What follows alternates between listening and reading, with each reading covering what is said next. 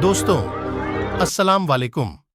आज जिस कहानी पर रिएक्शन करने जा रहे हैं वह कहानी आपने सुनी जरूर होगी। दोस्तों, कहानी बड़ी इंटरेस्टिंग है। हमारे चैनल के थ्रू सुनने का मजा ही अलग है, तो कहानी को पूरा जरूर सुनिए और मैं उम्मीद करता हूं कि आपको यह कहानी बहुत पसंद आएगी। तो ज्यादा देर ना करते हुए बढ़ते हैं कहानी की तरफ। किसी ने बड़े कमाल की बात कही है कि इस दुनिया में हमारी प्रॉपर्टी के कई सारे उत्तराधिकारी हो सकते हैं, लेकिन हमारे कर्मों के उत्तराधिकारी सिर्फ और सिर्फ हम हैं। नमस्ते दोस्तों, मेरा नाम है आरजे कार्तिक। आपके लिए एक छोटी सी कहानी, एक ऐसे बाबा जी की जो अपने आश्रम से निकले थे शहर में भिक्षा मांगने के लिए कि चलो आज का गुजारा तो हो जाएगा। जब वो आश्रम से रवाना हुए तो उमस का माहौल था। जब तक वो शहर तक पहुंचते हल्की हल्की बरसात होने लगी, धीरे धीरे वो तेज हो गई। उस तेज बारिश से भी बाबा जी को कोई फर्क नहीं पड़ रहा था। वो भीगते चले जा रहे थे, ऊपर वाले का नाम लेते चले जा रहे थे कि वाह क्या माहौल बना दिया है। वो शहर के चौराहे पर पहुंचे तो देखा कि कॉर्नर पर एक हलवाई की दुकान थी जो गरम गरम जलेबियां निकाल रहा था। बाबा जी के मुंह में पानी आ गया। उन्हें लगा कि अब तो ये खानी है, लेकिन वो हिम्मत नहीं हो रही थी कि जाकर के कैसे सीधा भिक्षा मांग ले। हलवाई ने देखा कि बाबा जी दूर खड़े हैं, भूखे लग रहे हैं, लगता है कि उन्हें काफी देर से उनको कुछ मिला नहीं है। तो उसने आवाज देकर के बुलाया कि बाबा जी आइए, नाश्ता कीजिए, प्रसादी पाइए। गरम गरम जलेबियां एक प्लेट में गरम समोसे लेकर के उसने बाबा जी के सामने रख दिए। बाबा जी ने प्रसादी ली। उसके बाद उस हलवाई को बहुत सारा आशीर्वाद दिया कि मस्त रहो, प्रसन्न रहो, ऐसे ही उन्नति करो, 2-4 दुकानें और खोल लो। बहुत सारा आशीर्वाद देके आगे चल दिए। वो होता है ना, बारिश जब ज्यादा हो जाती है तो गड्ढों में पानी भर जाता है सड़क में। और आपने भी ऐसा किया होगा कि स्कूल से लौटते वक्त आप उस पानी को उछालते हुए पैर उसमें मारते हुए आए होंगे। बाबा जी वही हरकत करते हुए जा रहे थे, अपनी मस्ती में थे, ऊपर वाले का नाम ले रहे थे, भजन कर रहे थे और बस चलते चले जा रहे थे। वो पानी उछालते जा रहे थे, इस बात से बेफिक्र थे कि और भी लोग वहां चल रहे हैं। वो पानी उछला तो पीछे एक नवविवाहित जोड़ा आ रहा था, न्यूलीवेड कपल था।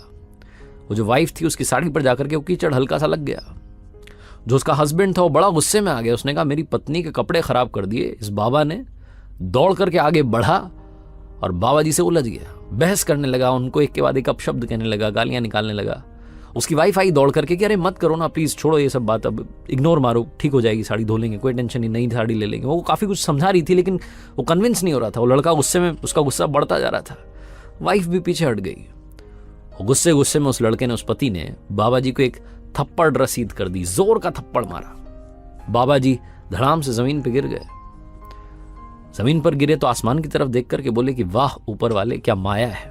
कभी गरम समोसे, कभी गरम जलेबी और कभी गरम गरम थप्पड़, आपकी माया आप ही जाने। ये बोल करके फिर से उठ खड़े हुए और चलने लगे।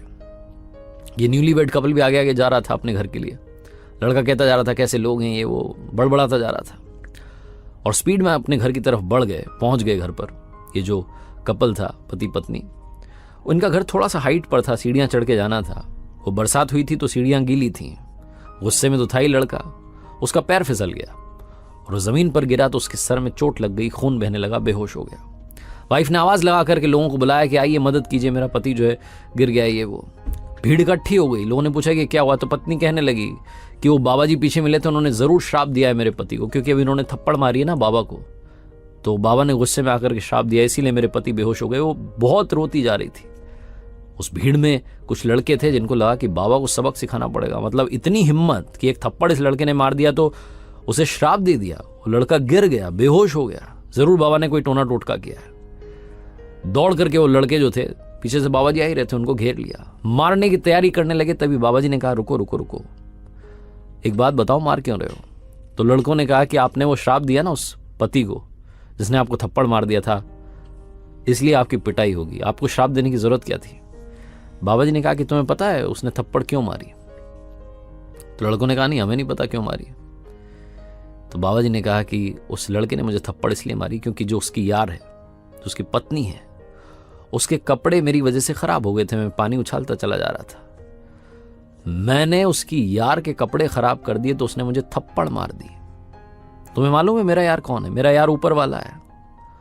वो ऊपर वाले ने जब देखा कि उसके यार को थप्पड़ पड़ी है तो उसे भी बदले में कुछ तो करना ही था, तो शायद उसने बदले में कर दिया। मैंने मेरी तरफ से कोई श्राप नहीं दिया। वो ऊपर वाले की माया वही जाने। लड़के भी पीछे हट गए। बाबा जी मदमस्त चाल में चलते चले गए। कहानी तो खत्म हो गई है, लेकिन कहने का सार सिर्फ इतना है कि अगर आपका विश्वास ऊपर वाले पर है, आप हमेशा सिर्फ और सिर्फ उस पर ही भरोसा रखते हैं तो सब कुछ अच्छा होगा। और दूसरी बात, जो आपके कर्म हैं उसका जो रिजल्ट है वो आप तक वापस आएगा, वो फल आपको ढूंढ निकालेगा। इसीलिए मैंने शुरुआत में कहा कि आपकी प्रॉपर्टी के बहुत सारे उत्तराधिकारी हो सकते हैं, वारिस हो सकते हैं, लेकिन आपके कर्म के सिर्फ और सिर्फ आप वारिस हैं। कुछ उल्टा किया है तो उल्टा भुगतना पड़ेगा।